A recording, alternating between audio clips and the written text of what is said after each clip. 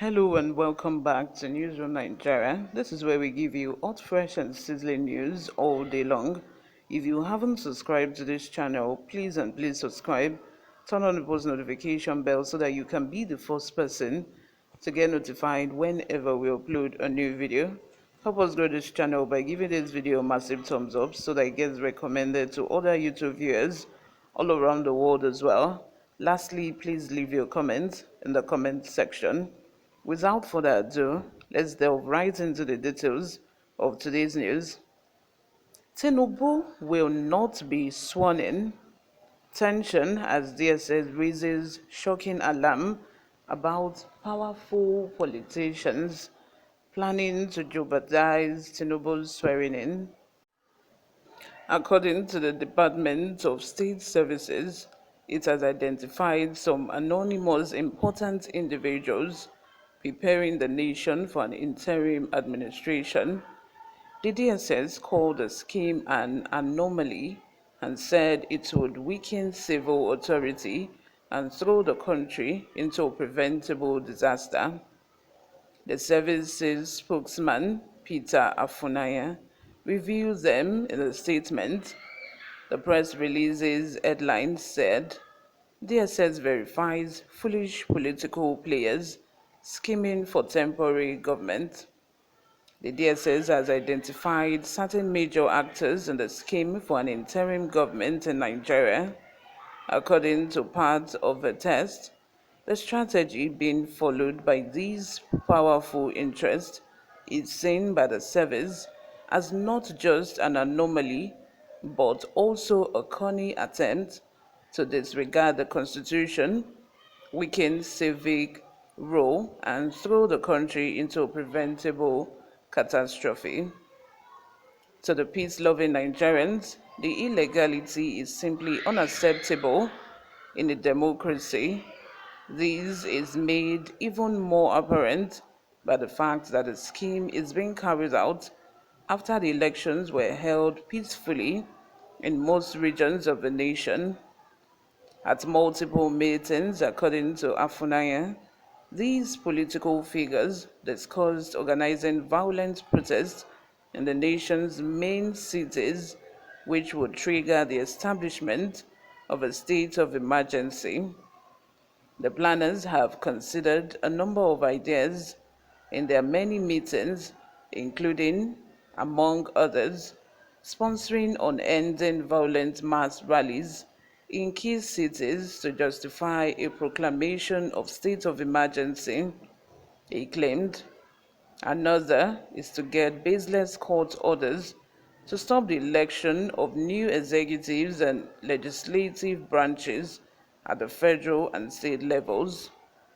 The DSS will diligently strive in this regard and support the President and Commander-in-Chief in his proclaimed commitment to each free transfer. Also, it aids the Presidential Transition Council and other similar American organizations.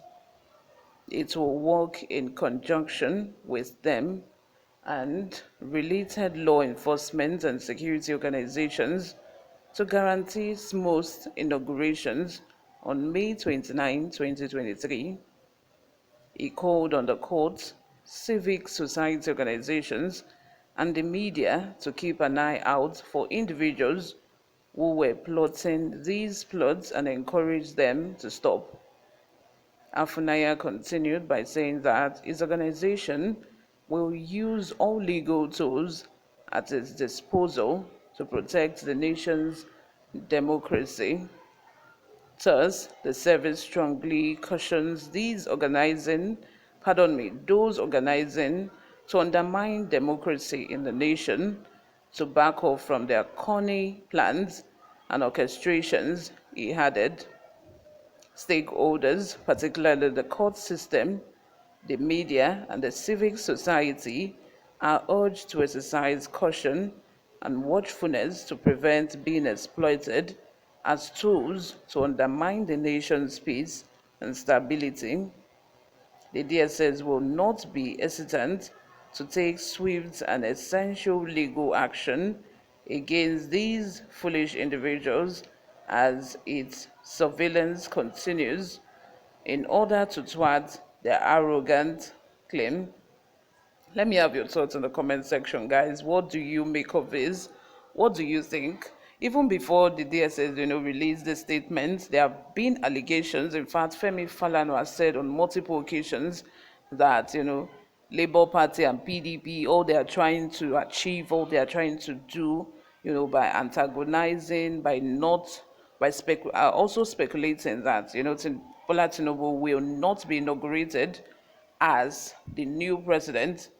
What they are trying to achieve is that they want, a new government, an interim government, even some obedience, some use of a country, some use of Nigeria, went as far as, protesting at the military barracks, allegedly saying that the military should come and take over Nigeria. And I'm like, what? That is going so far. Like, that is doing too much, in my own opinion. Of course, we all know that the election was rigged, all that, Bola Ahmed Tinubu shouldn't have been announced. There are cases in court as well, The M of affairs shouldn't be in charge of a drug trafficker. Having said that, I feel that, that's doing too much. How can we all have heard, what happened during the military regime, even though, some of us, some of you, might not have been born then, but we all heard. I was just a child, like I was still very, very young at that time, but I know how people used to whisper, even in their house, before they could, discuss politics. People had to whisper, even right there in their house, because people have these insane belief that, one way or the other, it might get to Abacha. Abacha is dead long time ago, and we are still we are still talking about what happened during his regime. Dia died just a few days ago. He was like the second in command to Abacha, and Abacha had already sentenced him to death. He was awaiting his execution, before Abacha himself died. Imagine if we were still under Abacha, because Abacha had no plan, of leaving the office. He had no plan. Probably would still be like one of those African countries that have their president, that their president have been on seat for 30 something years. It's so insane. Like, people, as long as we want to fight this war, we are saying that, the election process is not right, and then the president-elect is a drug lord. We should do it in the right way and in the right manner. This is just my opinion, guys. You guys know I don't know much. I'm just keeping it real. Let me have your opinions in the comment section. Subscribe if you haven't. Thank you very much for always listening and watching. I will see you in my next video. Bye for now.